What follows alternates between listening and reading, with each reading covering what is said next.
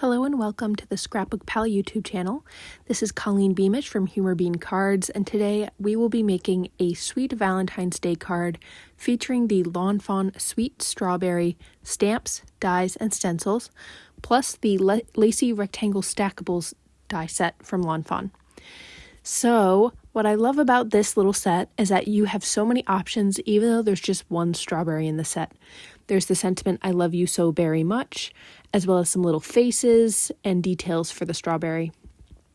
Then you have the coordinating die and stencil so that you can do ink blending over this strawberry image rather than Copic coloring, which I find a lot easier.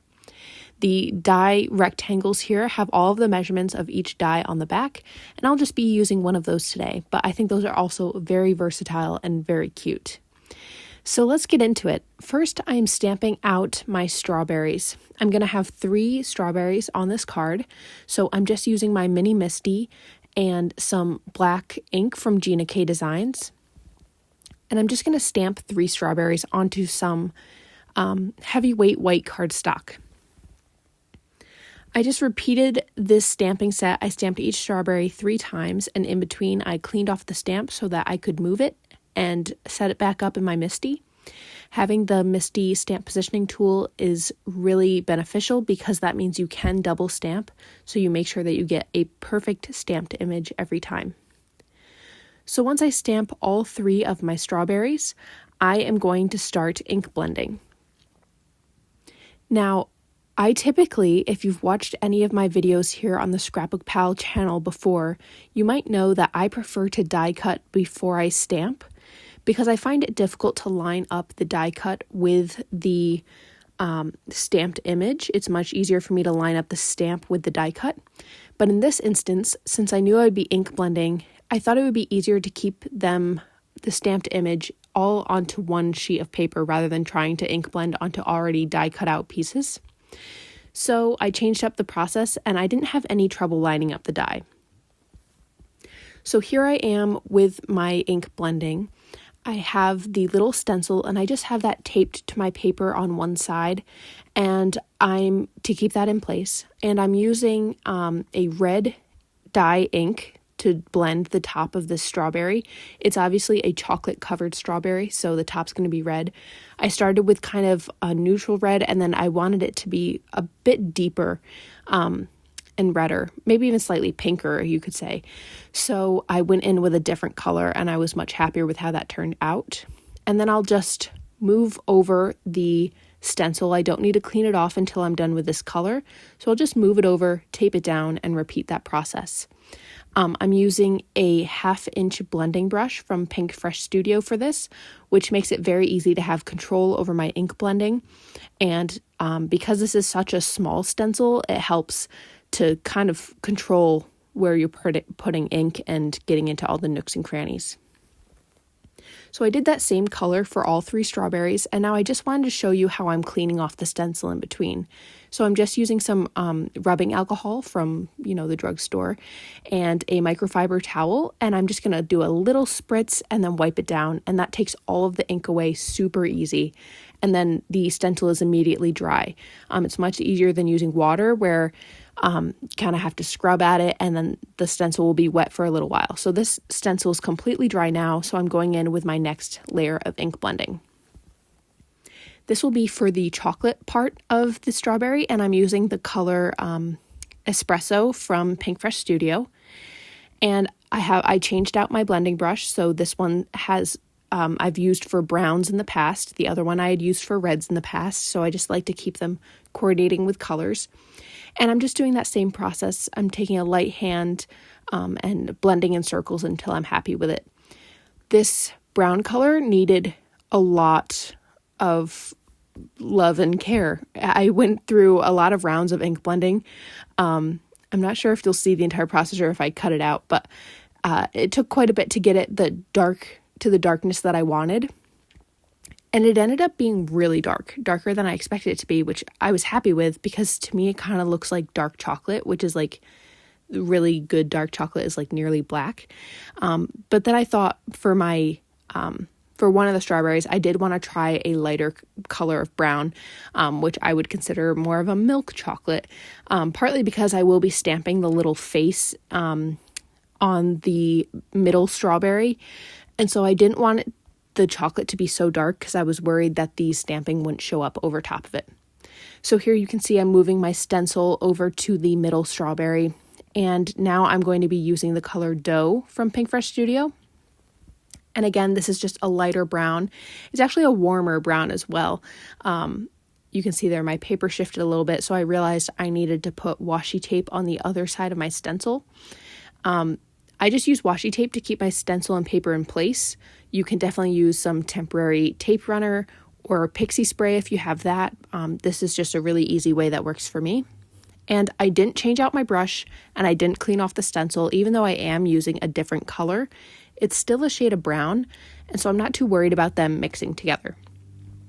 Now, again, this took a very long time for me to get the exact shade of brown I wanted. The more you layer up, the deeper the color's going to get, as well as the more even of a blend you'll have. So once I was happy with that, I went to the third strawberry, and I actually just did that first brown color because I like the idea of two strawberries being brown or dark brown with the middle one being a bit lighter. So you can see here kind of the difference between the two browns. And then once I have all three of the chocolate parts done, I'm now moving on to the stems.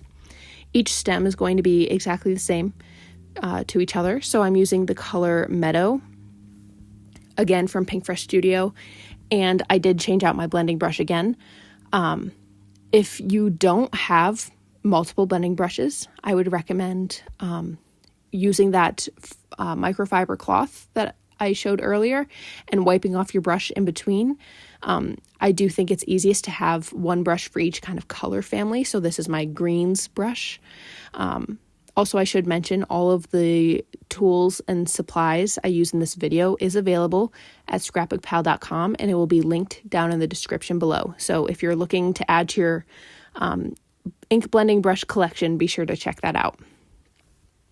Now I'm stamping some details onto the strawberries, and I'm like really happy about this part because whenever I'm stamping strawberries, I feel like it's weird to do black seeds because the seeds on a strawberry aren't black. They're kind of yellowish to me.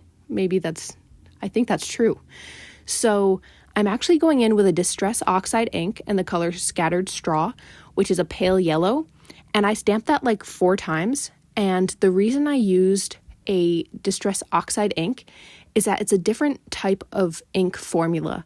So I knew it would kind of sit on top of what we've already stamped rather than blending in with it. Like if I had went in with a dye ink, it might be less noticeable. So I wanted that ink to sit right on top. So I used the Scattered Straw for those seeds on each strawberry. And now I'm using Distress Oxide Black Soot ink to stamp the little face, again, so that ink is sitting right on top. It's kind of like layering the ink rather than merging the ink. And then lastly, I'm stamping the little, there's 2 little circles that are connected. And at first I didn't know what they were, but then I realized they're the little like blush for the cheeks of the strawberry. So I used one of the strawberry faces. It's the one that's kind of like smiling really big. And then I'm using Distress Oxide Spun Sugar for the little cheeks. And there is one other face option, but I only wanted one of my strawberries to have a face. And I'm going to stamp this like 4 times because the more layers of Distress Oxide, the like stronger the color will be. So I did stamp it many times until it was pink enough for my liking. And I just think that's so cute. So now my strawberries are all set. So I'm just going to cut them apart because I need them. I didn't want to run them through my die cutting machine multiple times because sometimes you can get like the little indents on it or whatever. So to keep it nice and clean, I cut each one out into its own square, and then I'll use the die to run each one through my die cutting machine. I just, like I said, didn't have any trouble lining up the die. I used a little bit of washi tape to keep it in place as I run it through, and all 3 came out perfectly. I'm really happy with how they cut. So if you're like me and you sometimes have trouble, don't worry about it with this set because it's very easy to line up. So with all of my strawberries set, I'm now going to work on the background of my card, which I'm keeping very clean and simple. I took one of the rectangles from that Lacy Rectangle Stackables die set, and I cut that out. I believe this is the second largest rectangle in the set. And then I'm just using the Pinkfresh Studio, I don't exactly know what this tool is called. It's like a pick tool. And I just popped out all of the little pieces around the edges of that die so that it has that lacy effect. And now I'm taking the sentiment from the stamp set. It's actually two separate sentiments that says love you and then so very much. And what's nice is that you can stick them together and they'll look like one solid sentiment. Sometimes it's hard to do that because the stamps will have like extra space on the end, which means you can't stick them right next to each other without it looking like awkwardly spaced two separate sentiments. But these were very easy to put together and it looks like it was originally one sentiment. So I just stamped that in one straight line under where my berries are going to be. And I'm using some just Gina K black ink like I did for the strawberries. And yeah, super simple. I'm not done yet though with my background because I'm putting my strawberries on, but I knew the card needed something else. So I'm going to take some just computer paper. Well, actually, let me rewind. I am taping down this piece to my work surface, just using some temporary adhesive. That's going to keep it in place because I am going to do some ink blending. Now, back to what I was saying, I'm taking a piece of just plain computer paper, and I'm going to put that over the sentiment, kind of determining where I want my baseline to be. So where I want the strawberries to line up on my card here.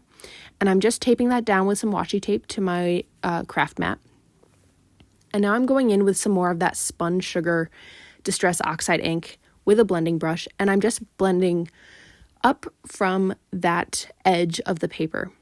Now I'm going kind of in a rounded shape so that you have not exactly an arch, because I want it to look very blended and natural, but it's kind of in that like half circle shape. And I'm just going to keep doing that until I'm happy with it. I didn't want it to be too dark, but also with this Spun Sugar, it's such a light color that you really do need to do a lot of layers to get it pretty solid. So there's the reveal, such a crisp, clean line that you get from using that computer paper. And now I'm just going to, again, realign my strawberries how I want them to be on the card. So I have the two dark chocolate strawberries kind of on the ends, and then the milk chocolate strawberry with the smile in the center. And I'm just going to use some of my Barely Arts liquid glue to glue down those two dark chocolate strawberries.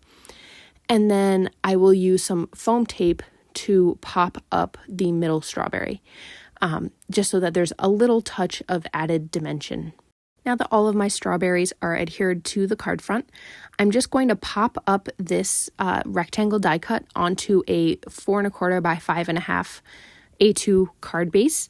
Again, that's in some heavyweight white cardstock. And I'm just centering that. Like I said, I have 3 strips of foam tape on the back. But I'm not done yet because I wanted to add some little hearts. This heart is in the stamp set. It's also in the stencil, so if you wanted to stencil inside the outline. But I just wanted to add some little heart details. So I'm using an acrylic block and some black ink to just kind of stamp these randomly. I put 3 on each side. You could definitely add more or less. I think it looked really nice without them, but I did want to add little details. So that just adds a little bit of cuteness, I think. The other thing is that I really want to make a card where I'm using the strawberries and all the little other tiny images in the stamp set to create a background. I think that would be very fun. But this finishes my card for today. Off camera, I did add some white details with a white gel pen just to add little highlights. But otherwise, that's it. So thank you so much for watching today. I hope you enjoyed this video, and if you did, go ahead and give it a thumbs up and consider subscribing to the ScrapbookPal YouTube channel. There's always more amazing crafty inspiration here all of the time. So I hope to see you again soon. Thanks so much. Bye.